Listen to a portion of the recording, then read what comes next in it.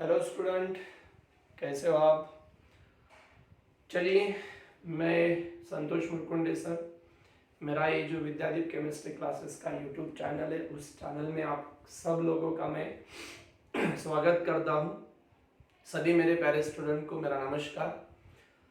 आज हम 12th science का एक न्यू टॉपिक स्टार्ट करने जा रहे हैं, जिस टॉपिक का नाम है आयनिक इक्विलिब्रियम। अभी नए सिलेबस में अकॉर्डिंग टू जो नया सिलेबस आया है उसमें ये टॉपिक हमें ऐड करके दिया है, आयनिक इक्विलिब्रियम।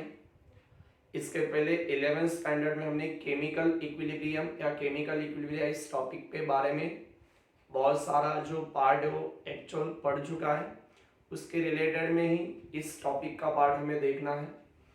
तो चलिए स्टार्ट करते हैं अपना जो न्यू टॉपिक हम देखने जा रहे हैं, जिसका नाम रहेगा आयनिक इक्विलिब्रियम या आयनिक इक्विलिब्रियम। ठीक है, तो आयनिक इक्विलिब्रियम या आयनिक इक्विलिब्रियम की तरफ जब हम बढ़ते हैं तो सबसे पहले वर्ड आता है इक्विलिब्रियम। इक्विलिब्रियम क्या है, इसके बारे में हमने केमिकल इक्विलिब्रियम में पढ़ा या आपको शायद सब लोगों को पता है। इक्विलिब्रियम मतलब जब हम कोई भी एक केमिकल रिएक्शन कंसिडर करते हैं, जैसे कि हम यहाँ पे एक हाइपोथेटिकल रिएक्शन करेंगे जिसमें ए और बी ऐसे दोनों रिएक्टेंट है जो कंबाइन होके सी एंड डी ऐसे प्रोडक्ट सपोज वहां पे फॉर्मेशन करेंगे, तो ये फॉरवर्ड रिएक्शन है। सपोज ये सी एंड डी कंबाइन होने के बाद और एक बार हमें बैकली क्या मिला, ए एंड बी प्रोडक्ट, मतलब ये रिवर्सेबल रिएक्शन है। और ऐसी जो रिवर्सेबल रिएक्शन है, जिस प्रकार के रिएक्शन में फॉरवर्ड एंड बैकवर्ड रिएक्शन का रेट ऑफ रिएक्शन एक पॉइंट पे एक स्टेट पे सिमिलर होता है, एग्जैक्टली सेम होता है, ऐसे पॉइंट को हम क्या कहते हैं, इक्विलिब्रियम। इक्विलिब्रियम मतलब एक ऐसा पॉइंट है जिस पॉइंट पे जिस स्टेट पे फॉरवर्ड एंड बैकवर्ड इस दोनों रिएक्शन का रेट एग्जैक्टली सेम होगा, that type of point is called as equilibrium.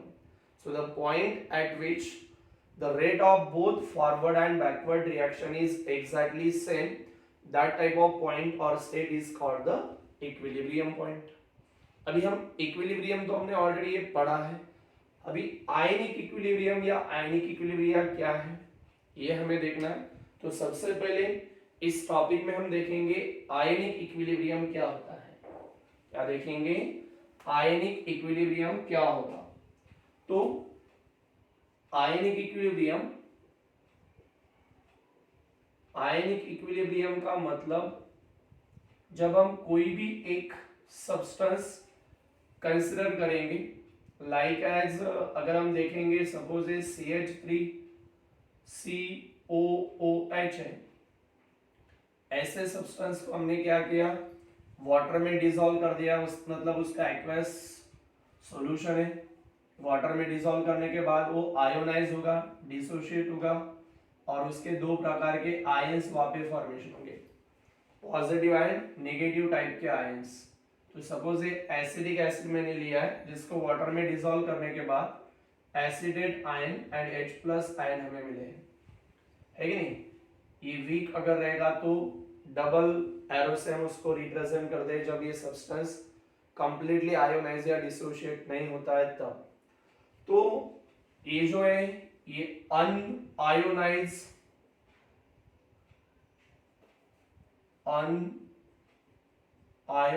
Molecules है और ये उनके आयंस है। ये क्या है, उनके आयंस है, positive and negative ions. Positive ion को हम कहते हैं कैटायन और नेगेटिव आयंस को हम कहते हैं अनायन। ये तो आपको पता ही है।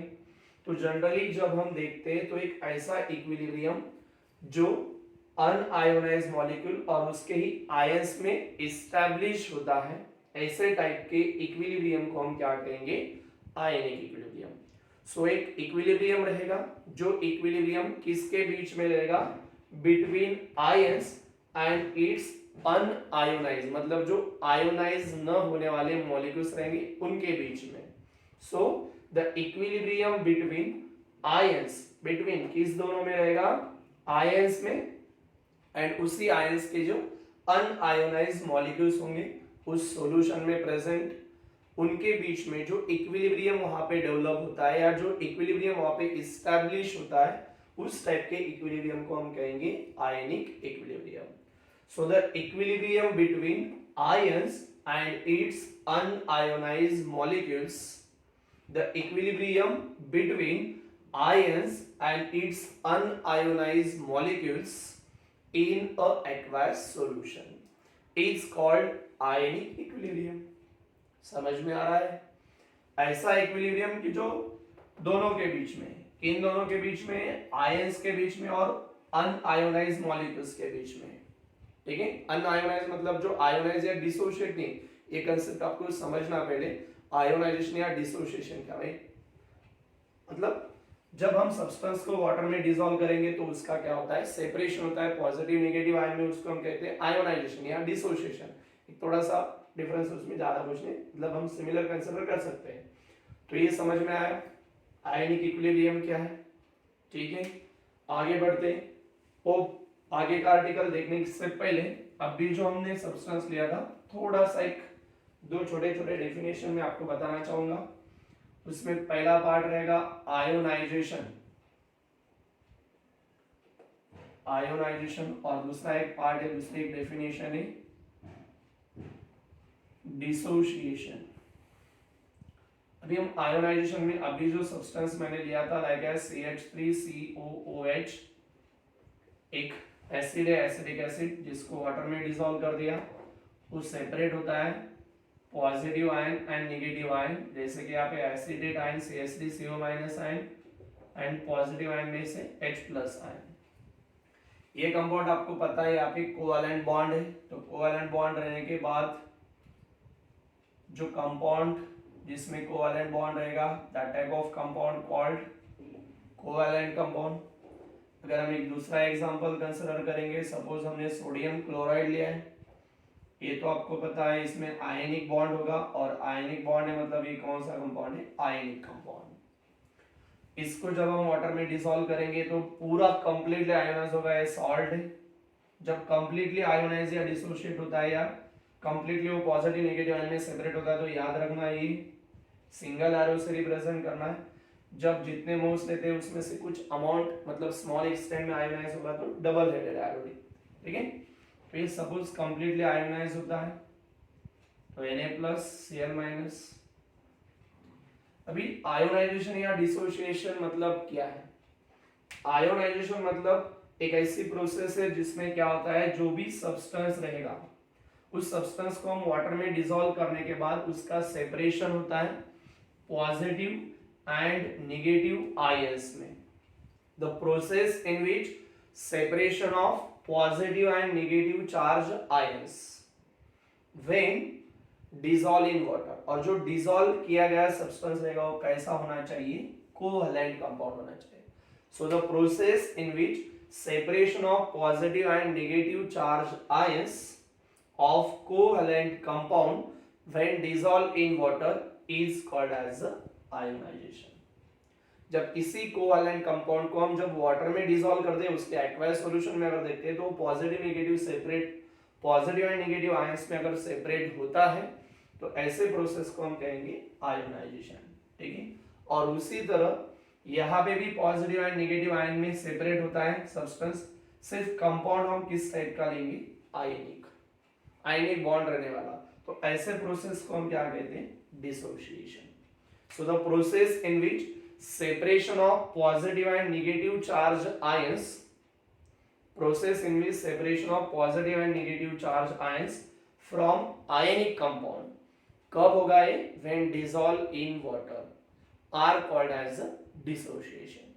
तो आपको अभी बाद में इतना ज्यादा ऐसा टेंशन लेने का काम नहीं। आयोनाइजेशन एंड डिसोसिएशन का मतलब तो सेम है, positive and negative separate ion करना, है कि नहीं?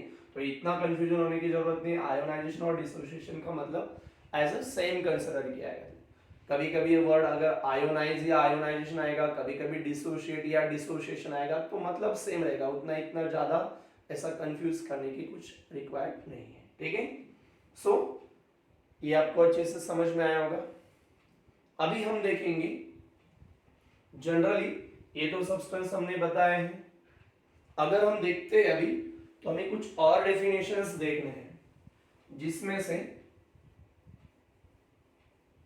कुछ डेफिनेशंस हैं उसमें से सबसे पहले इलेक्ट्रोलाइट, ये भी आपने इसके प्रीवियस स्टैंडर्ड में पढ़ा है। दूसरा वाला जो डेफिनेशन रहेगा वो रहेगा non electrolyte. Next strong electrolyte, and fourth one weak electrolyte. Electrolyte, non electrolyte, strong electrolyte and weak electrolyte, ऐसे कुछ डेफिनेशंस हमें पढ़ने हैं। तो डेफिनेशंस देखते समय आपको याद रखना है इलेक्ट्रोलाइट क्या होता है, नॉन इलेक्ट्रोलाइट क्या होता है। जब हम किसी भी सब्सटेंस को जब हम वाटर में डिसॉल्व करेंगे, सपोज हमने अभी जो एग्जांपल्स लिया था एसिटिक एसिड, वाटर में डिसॉल्व किया मतलब उसका एक्वायस सॉल्यूशन बनाए तो वो सेपरेट होता है पॉजिटिव नेगेटिव आयंस में, like as acetate ion and H+ ion मिले थे। दूसरा एक एग्जांपल हमने NaCl के बारे में पढ़ा था, वो भी कंप्लीटली आयोनाइज होगा। दो टाइप्स के आयंस वहां पे फॉर्मेशन होते हैं। कौन कौन से आयंस फॉर्मेशन होते हैं? Na+ and Cl-। मतलब ऐसे बहुत सारे सब्सटेंस, यही लेने एग्जांपल्स, ऐसा कुछ नहीं। तो जब हम किसी सब्सटेंस को जब वाटर में डिसॉल्व करते हैं तो डिसॉल्व करने के बाद अगर वो पॉजिटिव एंड नेगेटिव आयंस में सेपरेट होते हैं, मतलब जब किसी सब्सटेंस को हम वाटर में डिसॉल्व करेंगे तो वो क्या होते हैं? डिसोशिएट होते हैं। मैंने आपको पहले बोला है, कहा है, एक तो आप डिसोशिएट बोलो या तो फिर आयोनाइज बोल सकते हो। जो डिसोशिएट होते हैं या आयोनाइज होते हैं उनके आयंस में ऐसी जो सब्सटेंस होते हैं, ऐसे सब्सटेंस को हम कहेंगे इलेक्ट्रोलाइट। इलेक्ट्रोलाइट नथिंग बट वो सब्सटेंस है, कुछ एसिड बेस सॉल्ट के फॉर्म में रहेंगे, मतलब वो एक सब्सटेंस होता है। The substance when dissolve in water then it ionize या dissociate into its ion. The substance when dissolved in water, it dissociate या it ionize and to form its ion. उनके ions को form करते हैं dissociate होके या ionize होके। ऐसे जो भी substance होते हैं उनको हम कहेंगे इलेक्ट्रोलाइट। समझ में आ रहा है? ज्यादा कोई डिफिकल्ट नहीं। सब्सटेंस है जिनको वाटर में डिसॉल्व करते हैं, और अगर डिसॉल्व करते हैं तो क्या होते हैं? पॉजिटिव नेगेटिव आयंस फॉर्म करते हैं डिसोशिएट होके या आयोनाइज होके। ऐसे सब्सटेंस को हम क्या कहेंगे? Electrolyte. The substance when dissolve in water it dissociate या it ionise and to form its ion या dissociate into its ion called as a electrolyte. All types के एसिड्स बेस सॉल्ट्स ये इलेक्ट्रोलाइट होते हैं। और एक बात जो हम आगे देखने वाले इलेक्ट्रोकेमिस्ट्री में, और एक बात तो मैं आपको पहले बता देता हूं, अगर वो आयंस फॉर्म कर सकते हैं, जो भी सब्सटेंस वाटर में डिसॉल्व करने के बाद डिसोशिएट होते हैं, ब्रेक होते हैं और आयंस फॉर्म करते हैं, और आयंस अगर वो फॉर्म करते हैं तो उसके कारण वो इलेक्ट्रिसिटी कंडक्ट कर पाते हैं, which can conduct the electricity or electric current, so that is also called electrolytes। ठीक है। दूसरा डेफिनेशन है नॉन इलेक्ट्रोलाइट। अभी शुगर, यूरिया जैसे सब्सटेंस है जिनको अगर हम वाटर में डिसॉल्व करते हैं तो आयोनाइज होते नहीं, मतलब ऐसे पॉजिटिव और नेगेटिव आयन में वो आयोनाइज होते नहीं, सेपरेट होते नहीं, और अगर वो आयंस ही फॉर्म करेंगे नहीं तो उसमें से इलेक्ट्रिक करंट कंडक्ट होता ही नहीं। ठीक है। ऐसे जो सब्सटेंस रहेंगे जिनको हम क्या कहते हैं? Non electrolyte. So the substance when dissolved in water it do not get dissociate into its ions are called as a non electrolyte। आ रहा है समझ में? the substance when dissolved in water, जब उनको हम वाटर में डिसॉल्व करते हैं but it do not get dissociate या do not get ionize, मतलब उनका आयोनाइजेशन या डिसोसिएशन होता नहीं, वो आयंस ही फॉर्म करेंगे नहीं, और अगर आयंस ही नहीं फॉर्म होते तो करंट को फ्लो नहीं कर पाएंगे। So which do not conduct the electric current, that are called as non electrolyte, sugar, urea, ऐसे कुछ एग्जांपल्स आपको पता है, ठीक है। उसके बाद नेक्स्ट डेफिनेशन है, नेक्स्ट डेफिनेशन रहेगी स्ट्रॉन्ग इलेक्ट्रोलाइट। अभी हमने तो इलेक्ट्रोलाइट तो बता दिया है, अभी नॉन इलेक्ट्रोलाइट बता दिया है। अभी इलेक्ट्रोलाइट दो पार्ट होते हैं, इलेक्ट्रोलाइट्स के दो पार्ट होते हैं।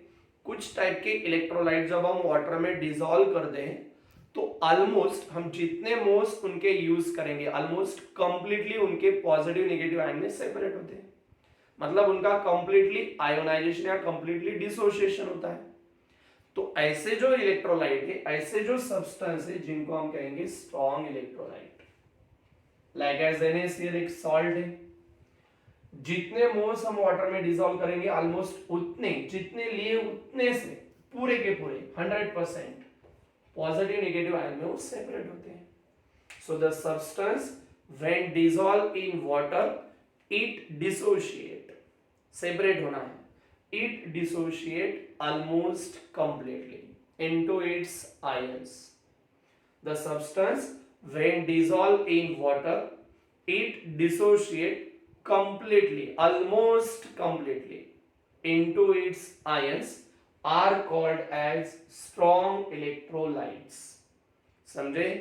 The substance या the electrolyte when dissolved in water it dissociate and it separate into its ion almost completely, ठीक है। so definition, the substance when dissolved in water it dissociate almost completely into its ions are called as the strong electrolytes, ठीक है। for example NaCl, NaCl को जब हम water में dissolve करेंगे तो ऑलमोस्ट कंप्लीटली आयोनाइज होगा, that's why NaCl is a strong electrolyte. अभी हम देखेंगे आगे स्ट्रॉन्ग एसिड, स्ट्रॉन्ग बेस वगैरह, तो वहां पे और कुछ डिटेल में होगा, ठीक है। और लास्ट वन हमारी 4th नंबर की डेफिनेशन है वीक इलेक्ट्रोलाइट। नॉन इलेक्ट्रोलाइट मतलब वो आयोनाइज होता ही नहीं है, लेकिन नेचर में ऐसे कुछ सब्सटेंस होते हैं जिनको अगर हम वाटर में डिसॉल्व करेंगे तो डिसॉल्व होने के बाद वो पॉजिटिव नेगेटिव आयन में सेपरेट होते हैं, लेकिन उसमें कुछ प्रोपोर्शन में, कुछ स्मॉलर एक्सटेंट में उनका डिसोसिएशन होता है। जितने मोल्स लेंगे उसमें से कुछ अमाउंट ही उसका डिसोशिएट होता है, बाकी एज अनडिसोशिएट या अनआयोनाइज्ड फॉर्म में रहेगा, मतलब स्मॉलर एक्सटेंट में वो आयोनाइज होते हैं। तो ऐसे जो सब्सटेंस रहेंगे called as a weak electrolyte. जैसे कि एसिटिक एसिड का एग्जांपल हमने लिया है, वो वीक एसिड का एग्जांपल है, मतलब वीक इलेक्ट्रोलाइट है जिसको वाटर में डिसॉल्व करने के कारण वो आयोनाइज तो होता है, लेकिन कैसा होता है, इन अ स्मॉलर एक्सटेंट। ऐसे जो सब्सटेंस रहेंगे called as a weak electrolyte.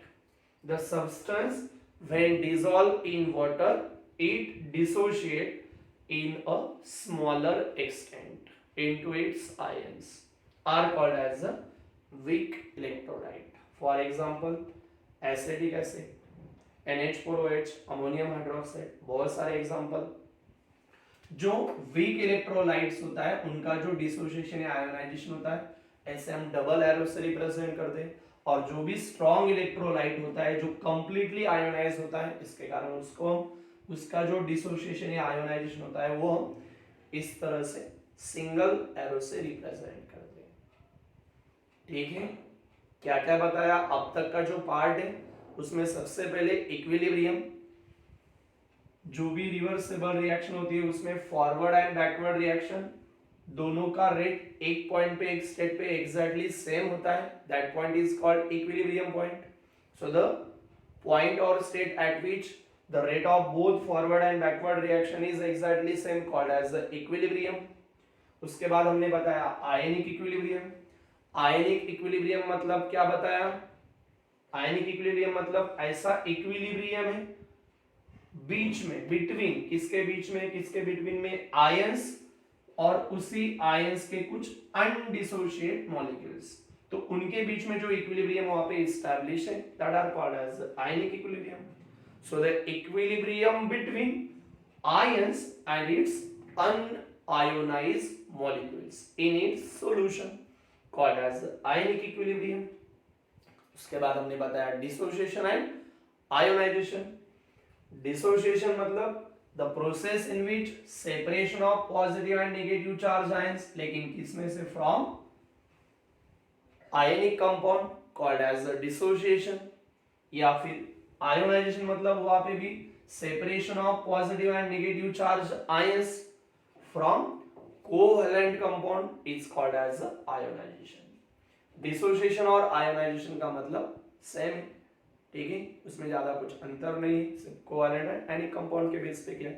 तो जनरली इतना डिटेल में कुछ लेने की जरूरत नहीं, सेम समझो, आयोनाइज या डिसोशिएट। उसके बाद हमने और 4 डेफिनेशंस बताए, electrolyte, non electrolyte, strong electrolyte, weak electrolyte.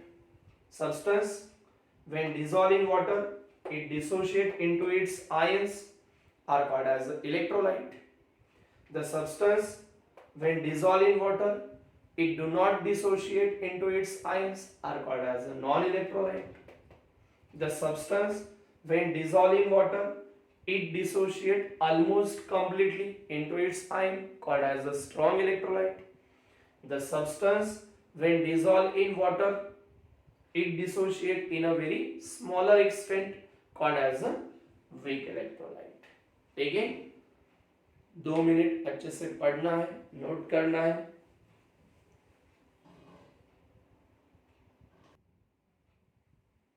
चलिए, यहां तक समझ में आया। और एक छोटा सा आर्टिकल हम आगे पढ़ेंगे अभी, जिस आर्टिकल का नाम है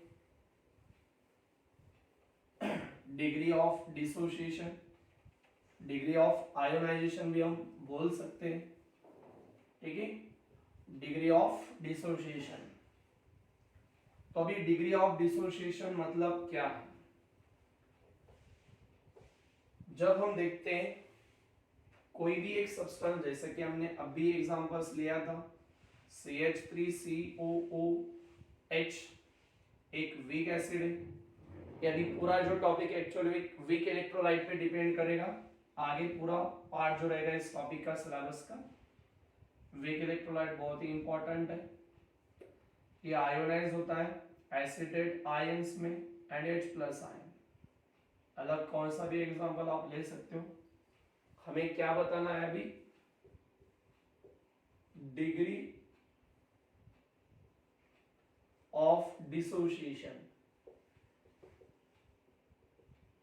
जिसको हम अल्फा से रिप्रेजेंट करते हैं, अल्फा लेटर से। Degree of dissociation, degree of dissociation, DOD short form में आपको याद रखना होगा।